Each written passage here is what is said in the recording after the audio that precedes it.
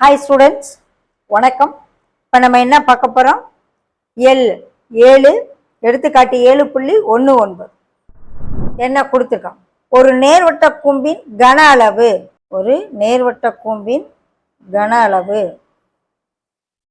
V is equal to 11088 கன centimetre. Okay, அதனுடைய ஆரம் என்னன்னு கேட்குறாங்க. உயரம் கொடுத்துருக்காங்க, உயரம் கொடுத்துருக்காங்க, ஆரம் என்னன்னு கேட்குறாங்க. ஸோ நேர்வட்ட கூம்பின்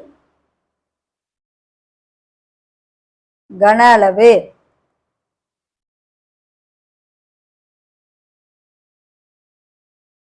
இஸ் ஈக்குவல் டு ஒரு வேல்யூ கொடுத்துருக்காங்க. நம்ம ஃபார்முலா எழுதணும். கூம்பினுடைய கன அளவு 1/3 pi r squared h, 1/3 pi r squared h.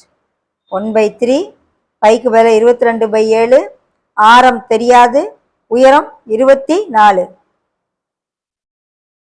Okay, அடி மிச்சது கேன்சல் ஆகாது. அப்போ ஆர் ஸ்கொயரை மட்டும் இங்கிட்டு வச்சுக்கோ, மிச்சம் எல்லாத்தையும் இங்கிட்டு கொண்டு வந்துட்டோம்னா 7 மேலே போயிடும், 22 8 கீழே வந்து. ஓகே, 11 22 பார்த்தாலே 11 அடிக்கிற மாதிரி இருக்கு. 5 11 55, 0 4. இது 8ஆல போகுதான்னு பார்ப்போம். 4 8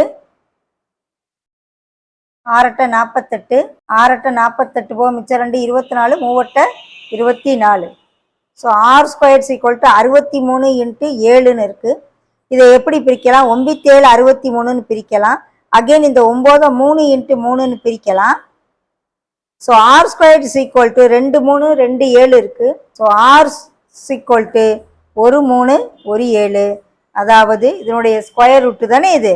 ஸோ 21 சென்டிமீட்டர். அந்த நேர்வட்ட கூம்பின் ஆரம் 21 சென்டிமீட்டர். ஓகே.